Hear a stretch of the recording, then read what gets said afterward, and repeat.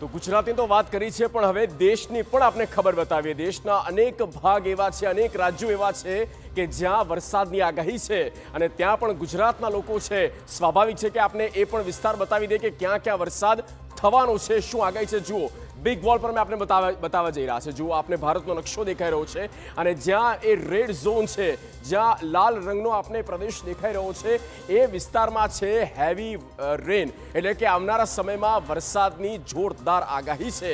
અને એ કયા રાજ્યો છે? તો ગુજરાતને અડીને એટલે કે રાજસ્થાન છે અને ત્યારબાદ પાડોશી મધ્યપ્રદેશ છે। આ ઉપરાંત આગળ વધીએ તો ઉત્તરપ્રદેશની ઉપર જઈએ તો દિલ્હી, પંજાબ, ઉત્તરાખંડ, હિમાચલ પ્રદેશ, આ એ વિસ્તારો છે નોર્થ ઇન્ડિયાના, ઉત્તર ભારતના, જ્યાં વરસાદની આગાહી આપવામાં આવી છે। એટલે કે હિમ તૂટે છે અને હિમવર્ષાના કારણે જ વાતાવરણ આખું બદલાય છે અને તેની અસર કંઈક આ રીતે થાય છે।